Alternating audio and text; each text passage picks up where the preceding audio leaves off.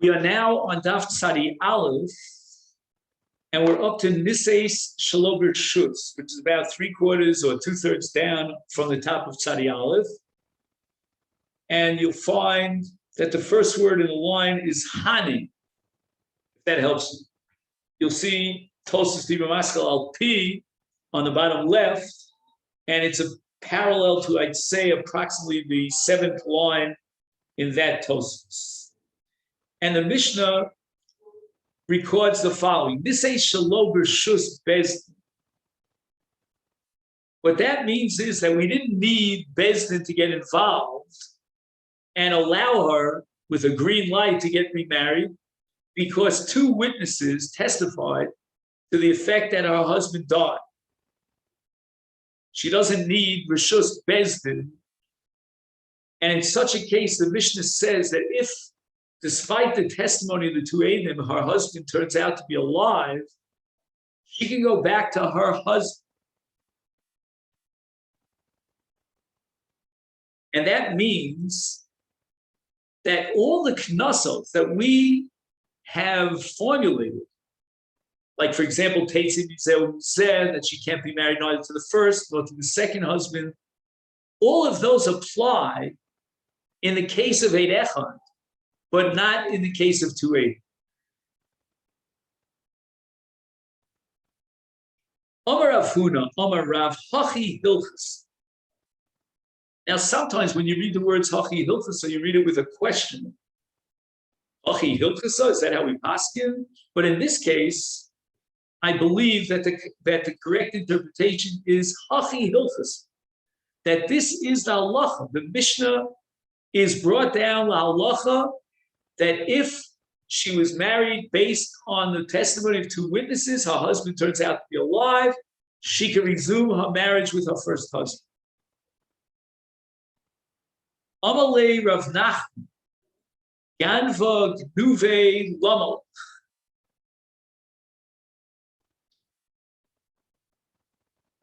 Why do you say it in the way of Hachi Hilchasa? Are you implying that somebody would disagree, and therefore we have to come out with a hurrah in a machlokis?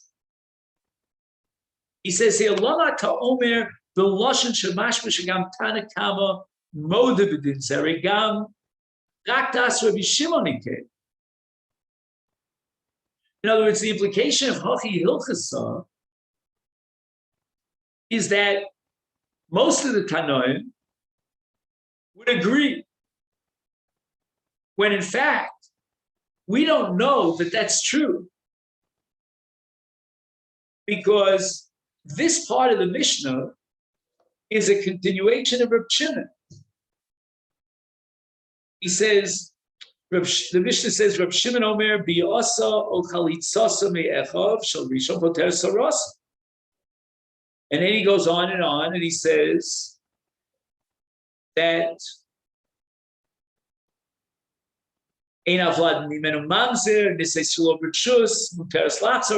all part of Rabbi Shimon's statement. How do you know that the first Tana, the stomach of the Mishnah, up until Rabbi Shimon, would agree to that statement that Rabbi Shimon made in our Mishnah, that Shalober Shus Muteres Latzo?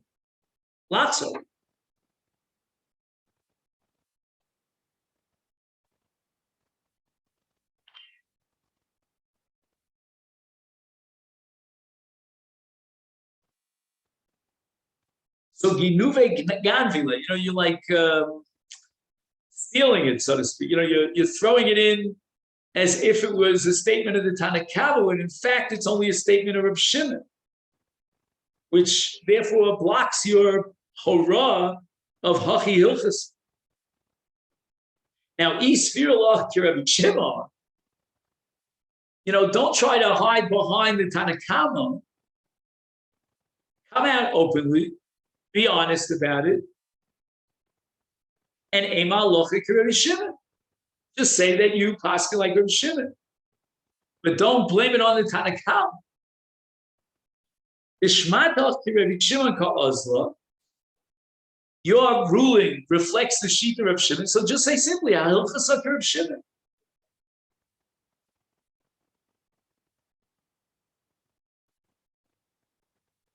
Maybe you can justify why you were allergic, why you deliberately avoided saying Hilchas Hakir of Shimon. The Tema, you thought to yourself that if I would say Halacha Reb Shimon, mashma filu b'kamaisa, it would imply that we pass like Reb Shimon straight across the board, even in his opening statement, that if she has chalitza or yibum with the first husband's brother, then that's a valid yibum, and it would pat up the tzar. But we don't pass like Reb Shimon.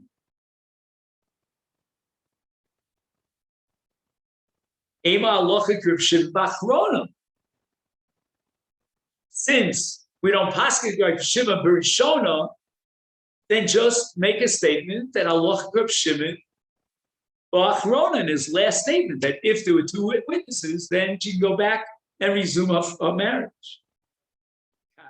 Gemara doesn't have an answer. We really don't understand at the end of the day why Rav Huna said that the halacha is like our Mishnah, when really he should have said halacha is Kirab Shimon. And if he was avoiding confusion, he should have said halacha Kirab Shimon Bachron. Omer Rav Sheshes. Now, really, is it true? Rav Sheshes wants to know, like is Rav Huna correct, that we paskin that if she relied on two witnesses, then she can resume her marriage with the first husband. Amina, he noyim v'shachiv Rav, Amra laha shmaita. Now keep in mind, Rav Huna was quoting Rav. And as a general rule, unless we know otherwise, we assume that that transmission is reliable. Comes along, Rav Sheshes says, I'm not sure it's reliable. Maybe Rav was half asleep, he was mumbling something, and Rav Huna came to the wrong conclusion.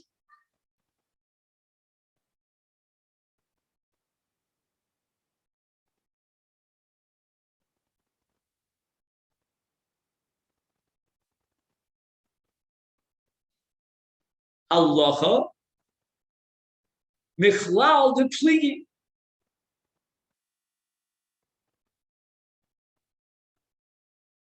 What Rav might have actually said is just the opposite of the way Rav Huna understood it. Rav Huna understood from Rav that when Rav said halacha came, he meant to say, let's pass him like that. No, what Rav really meant to say, says Rav Sheshes, is that there is a machlokas about this. And he used the word halacha to indicate that the Tanakama argues against Reb Shimon. Ude pligi, the Chachamim disagree with Reb Shimon.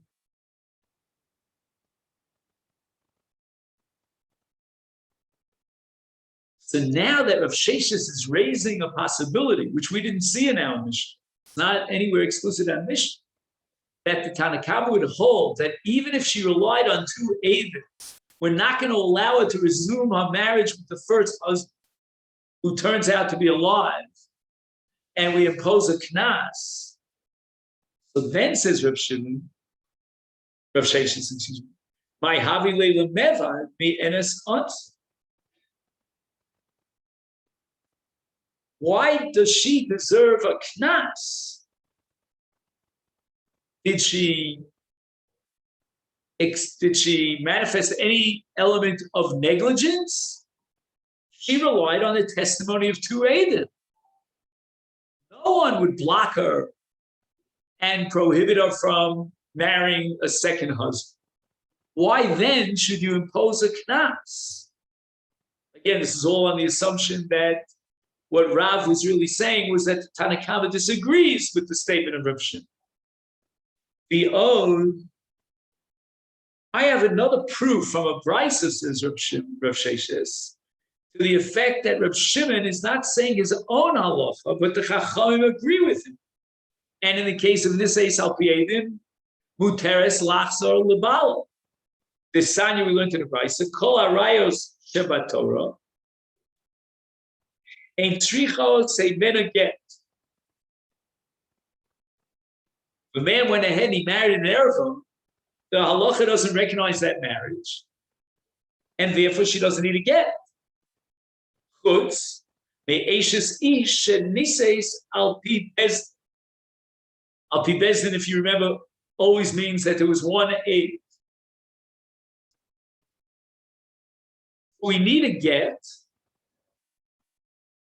from the second husband as well, even though she's an Arab. I mean, clearly, if her first husband is still alive, she's an Ashes Ish. And yet, a get is necessary. And that's going to be the exception to the rule of Araya Shebetorah. Araya Shebetorah, if there was a marriage, it's just a ceremony, there's no need for a get.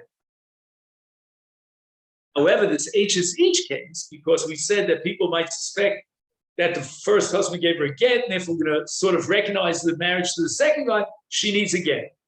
Even though the relationship between her and her so-called husband is that of an Ereva. She's an Ashes Ish.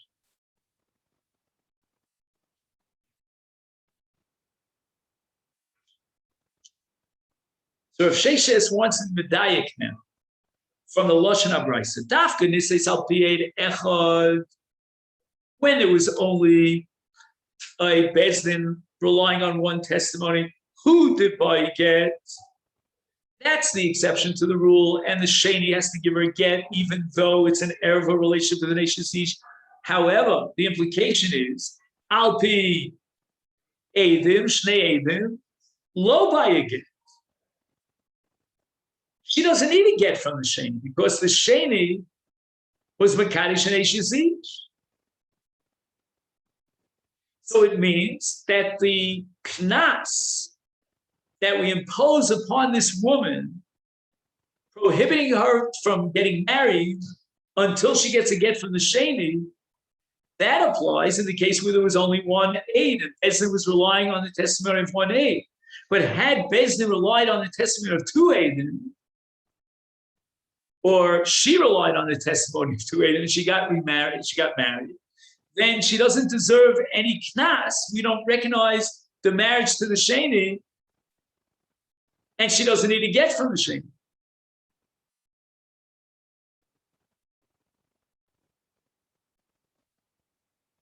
So if Sheshes comes to the clear-cut conclusion that in a case where she relied on two aidim, she does not need a get from the Sheni, and she's allowed to go back to the first husband. Mani, who is the author of this price? Maybe you'll tell me it's only Reb Shimon, and the Chacham would not accept it. Ilema Rabbi Shimon, you cannot interpret that this price should be attributed to Reb Shimon, because if she was married, al pi bezdin b'eid echad, mi by get. Reb Shimon holds that even in a case where Bezdin issued a heter based on the testimony of one aid, she doesn't need a get, meaning from the Sheni. But Tanya, and I'll prove it to you from a brisa, Reb Shimon Omer, Asu Bezdin Bahora Asam, his don ish isha, that the Horah of Bezdin, allowing her to get married based on the testimony of one aid, is kizdon ish isha, is equivalent to a case of a man who has a relationship with an Ashes Ish, which means that she's no longer allowed to have or resume her relationship with her husband if her husband shows up and he's alive and well. However, al pi shnei eidim, if she got married to a second husband based on testimony of two witnesses, the Chachamim would say kishigagas ish be'isha.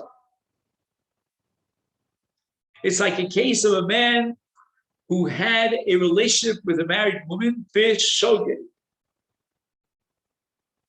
And in such a case, it does not break up the marriage and she can go back to her husband.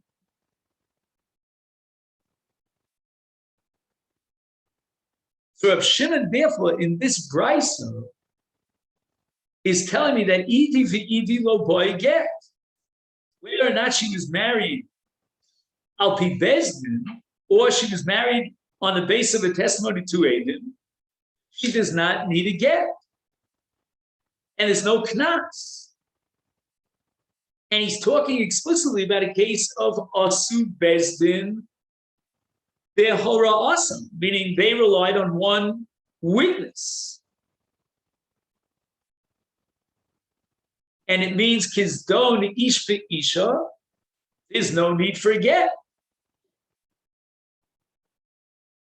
And kolshkein in a case where there were two Aiden, there's no need for a get. The lokan suachat chachamim bekach. Rabbi Shimon, medamesh shneim was nus shaleishes ish b'zadon b'shogeg. Ub'shneim bein b'mezid ubein b'shogeg einon tzrichas get. From the fact that Rabbi Shimon compares the case of a woman who got married to a second husband and her first husband turns out to be a lie, that's comparison to Eishes Ish, whether it be b'zadon or b'shkara, implying that there's no need for get. Elalav, we have no choice but to assume that the original brisa, that all arayos of the Torah doesn't need any get, except for the case of Nisei Salpi Eid Echad, Rabbanan, that reflects the shita of Rabbanan. Because according to Reb Shimon, even if she was Nisei Salpi Eid Echad, she doesn't need a get. So we see explicitly that even the Rabbanan agree, they concede that in a case of Nisuin al Pi Shnei Eidim, there's no reason for a knas, and there's no reason to prohibit her from returning to her first husband.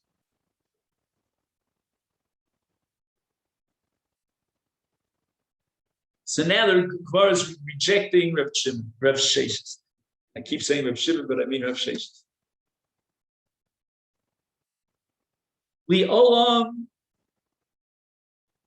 I'm going to tell you that the first brisa,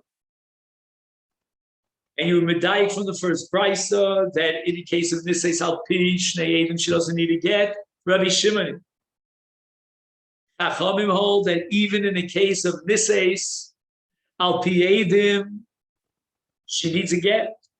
She's not allowed to go back to her first husband.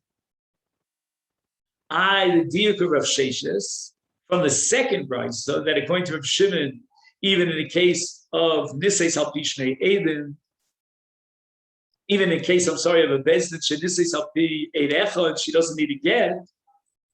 I'm going to reject that, deflect that proof. Why? According to Reb Shimon, in the case of nisei salpi bezdin eid echad, she needs to get. Utritz hachu. But here's the way I'm going to interpret the brisa. Rabbi Shimon Omer, asu bezdin bahora asan, the hora that the Torah was mati,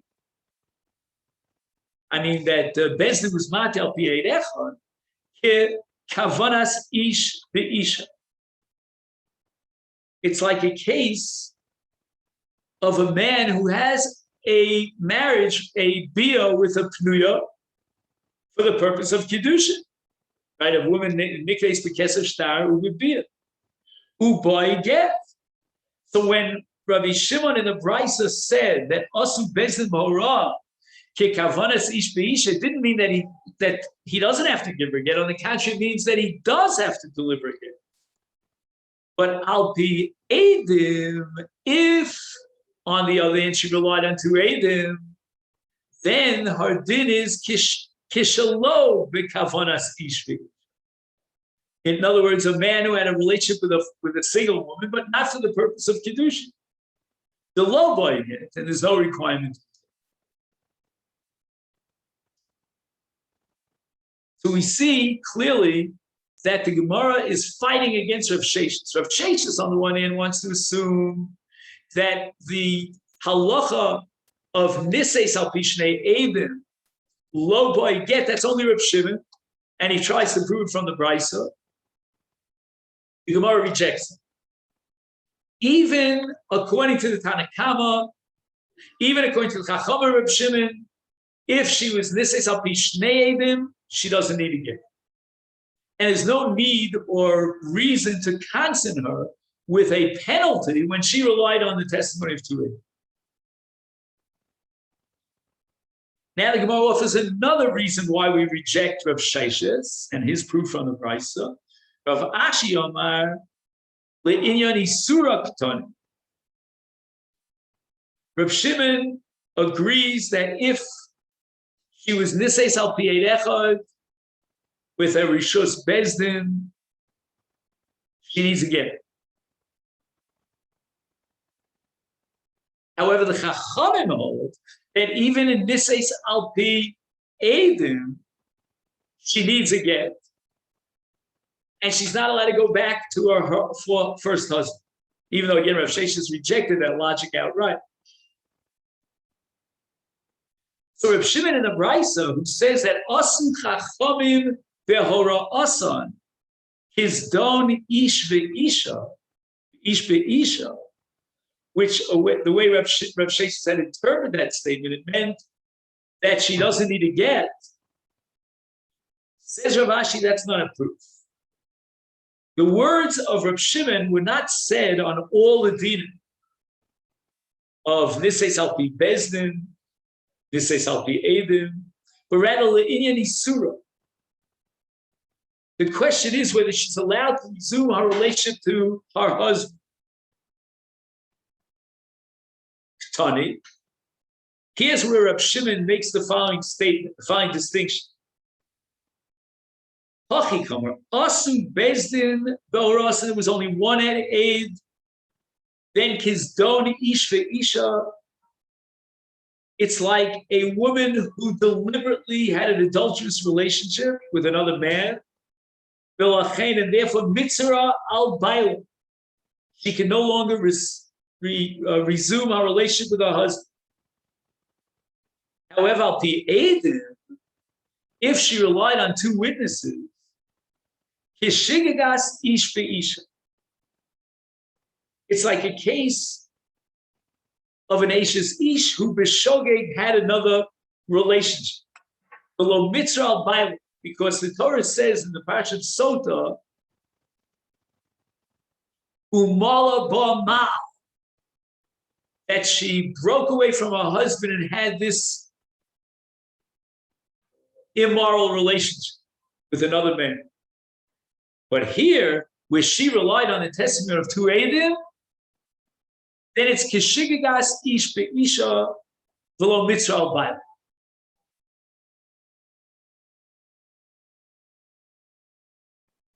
So now, according to Rav Ashi's reinterpretation of this brisa, quite possible that this brisa reflects the shita of Shimon. He's the one who's makil in the case with the two Eidim, but the Chachamim might disagree.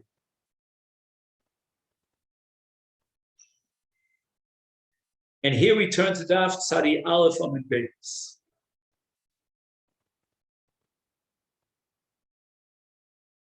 Ravina Omar,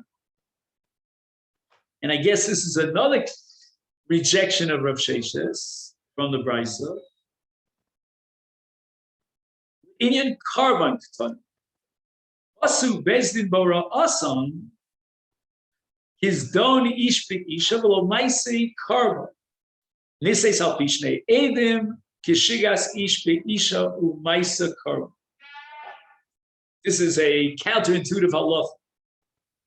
If she relied on the heter bezdin on the basis of one aid, then she's karev l'mezid, and therefore she doesn't get the option of bringing a kapara and a karev.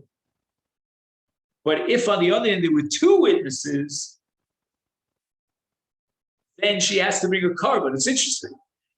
But again, a carbon here is classified as a schutz. You know, you're lucky if you can bring a carbon, because it means we're going to allow you to enjoy this method of bringing a kapar for your sin. So Ravina is basically saying that Rav Shimon is modeh, that if Niseis al pi bezdin, meaning Eid Echad, she needs a get. And that which Rav Shimon said in the Brisa, that the Chachamim Bahora Asam gave her the status of Kizdon Ish Be'isha, from which Rav Sheshes was medayek, that according to Rav Shimon, she doesn't need a get. That's no proof. Because what Rav Shimon is talking about in this Brisa is not about all the dinim. He's only focused on the issue of carbon. And as far as carbon is concerned, here we make the distinction between Niseis al pi Eid Echad and Niseis al pi Shnei Eidim, kasher Niseis al pi Eid Echad is carbon amazing, and therefore she doesn't have the option of bringing a carbon. On the other hand, Niseis al pi Shnei Eidim, the Chacham said she's like a shigas ish isha, and she brings a carbon.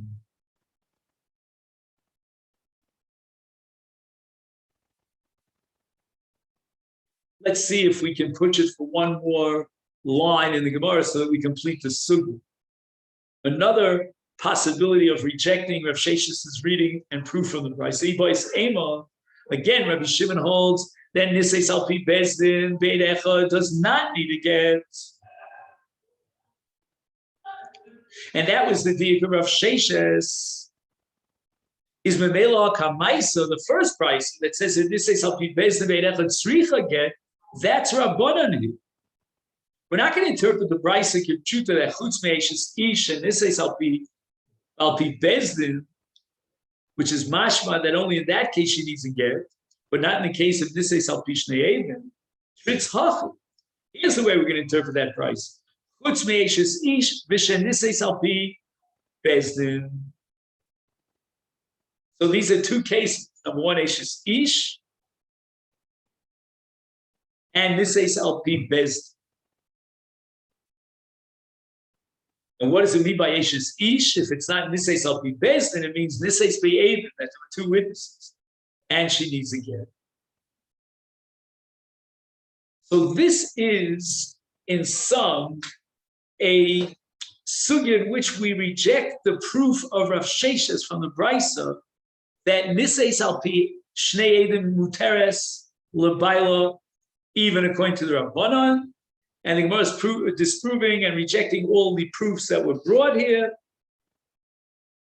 And even the Svara of Rav Sheshes is being rejected. Namely, Ma Hoyel Alasos, what should she have done? She belonged into Eidim. And what we're up to here is Masiv Ula. Let's just make a note.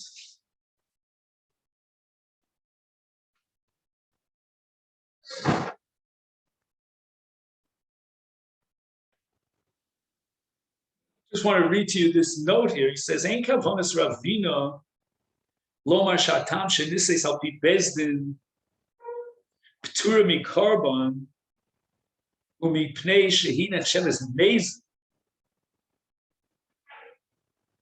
ochichu zos tosfos sharei behalacha beholcha, excuse me, bekilk chayeves karban." Kevan shelo harua ela lihinase. Beholcha v'kilkala he mezida yoser b'niseis below kilkal. In kain madua chayeves karban. Elavadai she'eda nechsheves beizida ela shogeget. V'tama pturu mipnei she'yochid she'asa boras bezdin potter kimavur lahalon. This is sugya later on in Tzadik Beis. Tosfos shashbal amazed he gakla simon bialma kosher amazed potter mikarban kakam nisal pi bezdin ptura mikarban. But really, the reason why she's ptura mikarban is for a separate reason of yachid shasal bioraz bezdin potter. So the final summary is Adkan Yoshva Gemara Salchach Hashniya Shel Rav Sheshes Shochiach Mea Brisa Sheniseis al pi Eidim Teres Lachzor Lebaila Gam LeRabbanan Umeata Docha Gemara Mikoach Rayos מהמשניות, גם את הסבורה שאומר רב ששת, שמשום שמה שהיו לו לעשות, היא נחשבת לאנוסה, ואי אפשר לסר על בילה, all that was all rejected. So here we're up to Masiv Ula. Let's see if we can make a note of where we got up to so we'll know for tomorrow. Masiv Ula.